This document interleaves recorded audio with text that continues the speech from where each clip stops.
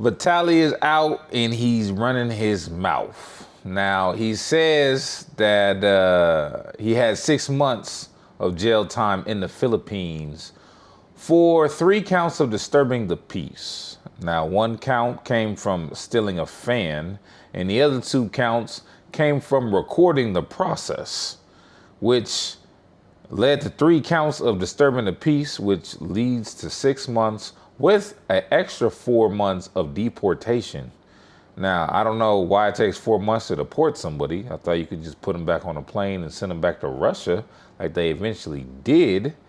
But that was the situation. Now, he had some money from the YouTube space that he paid a security guard to get him a Chinese phone, so he was able to see the internet and read and, you know, do things on the social medias from jail.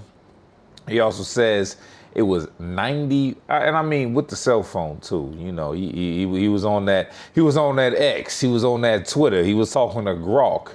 He was looking through the, you know, the corn on the cob on the internet. You know, because the jail cell is kind of small. Now he says it was 95-degree and humid every day. He had to do fake. He would faint fakely on the ground just to get some water from security guards, and he had minimal amounts of food. He's now extremely skinny. I mean, he was on that juice and he was buff when he went in, but now he's looking a little bit like Where is Waldo? But he looks like he's in good health, good spirits. He says that he does not regret any of the things that he did in the Philippines. He plans to continue running amok and, you know, shucking, jiving all over the place. Maybe not in a place like the Philippines or a place like the Middle East where the government is very strict and will throw you in jail, but he does not plan to stop his shenanigans on the YouTube. Shouts out to Vitaly. I'm glad he got out of Russia and the Philippines, because the Philippines originally deported Vitaly to Russia.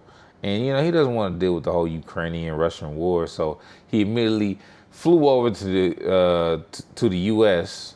His mom actually lives out here in the U.S., and he flew right into Aiden Ross's stream, in which he told the story.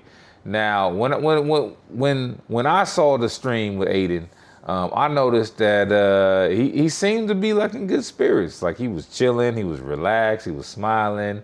He didn't lose any, you know, social cues. Sometimes when you're in isolation like that and you don't really speak the language, it can drive somebody crazy. But he seems to still have his mental capacities intact, and I expect to see a whole lot of crazy stuff from Vitaly, man. Welcome back to America. Don't go back to the Philippines. I'm over here questioning if I want to go to the Philippines now, because, you know, I like to do some questionable things. I'm not stealing fans of the places. I'm not going to disturb the peace. But this does make the Filipino government look a little bit down, and I'm going to assume that the majority of the Philippines' income is coming in from people who live outside of the Philippines. I mean, Filipinos who left the Philippines and send money back, and tourism.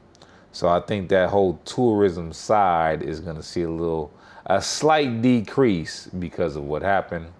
Vitaly also said that there's certain people in the prison who overstayed their visas for about 10 days who can't get out. They've been in there for more than 3 years for overstaying their visa. So knowing that information, it doesn't make the Philippines sound like such a comfy destination. Anyways, thanks for joining the channel, man. Go ahead and subscribe, like, and comment, and I'll see you in the next video. Peace.